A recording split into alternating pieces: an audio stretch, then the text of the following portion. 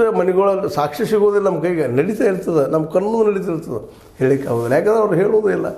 ಅನ್ಯಾಯಗೊಳಗಾದವರು ಹೇಳಿದಾಗ ಗೊತ್ತಾಗೋದಿಲ್ಲ. ಅವ್ರು ಹೇಳ್ತಾರೆ ಇಲ್ಲರಿ ಹಂಗೆ ನಾವು ಮಾಡಿಲ್ಲ ಅಂತ ಹೇಳ್ಬಿಡ್ತಾರೆ. ನಾವು ದುಡ್ಡೇ ಕೊಟ್ಟಿಲ್ಲ ಅಧಿಕಾರಿಗಳ ಕೈಗೆ ಅಂತೇಳಿ ಕೊಟ್ಟಿರ್ತಾರೆ ಅಡ್ವಾನ್ಸ. ಕೊಟ್ಟ ಮೇಲೆ ಅವ್ರದ್ದು ಏನಪ್ಪ ಅಂತಂದ್ರೆ ಅಲ್ಲಿ ದುಡ್ಡು ಏರಿರ್ತದೆ, ಇಲ್ಲದೆ ಏರುವುದೇ ಇಲ್ಲ ಅನ್ನೋದು ಭಾಳಷ್ಟು ಫಲಾನುಭವಿಗಳ ಜ್ವಲಂತ ಅನುಭವ.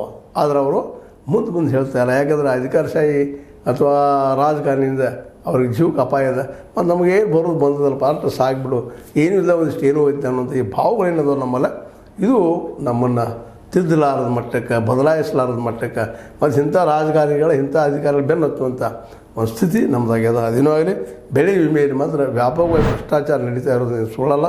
ಅವರೆಲ್ಲ ವರದಿಯನ್ನು ಎಲ್ಲ ಕಡೆ ತಿರುಗಡೆ ಮಾಡಿರ್ತಾರೆ, ಮತ್ತು ಅದನ್ನು ಸಮೀಪ ಹೋಗಿರ್ತಾರೆ, ಶೋಧನೆ ಮಾಡಿರ್ತಾರೆ, ತನಿಖೆ ಮಾಡಿರ್ತಾರೆ.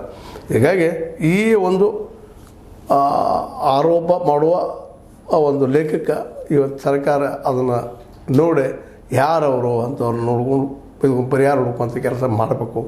ಈ ಬೆಳೆ ವಿಮೆ ಈ ನಡೀತಿರೋದು, ಬೆಳೆ ವಿಮೆಯಲ್ಲಿ ನಡೀತಿರೋದು ರೈತರಿಗೆ ಆಗುವ ಮೋಸಗಳು ಬಂದಾಗಬೇಕಂತ ನಾವೆಲ್ಲ ಬಯಸ್ತಾ ಇದ್ದೀವಿ. ಅದು ಸರ್ಕಾರ ಬಯಸ್ತದೆ, ಯಾರೂ ಬಯಸೋಲ್ಲ ಅಂತ ಏನಿಲ್ಲ.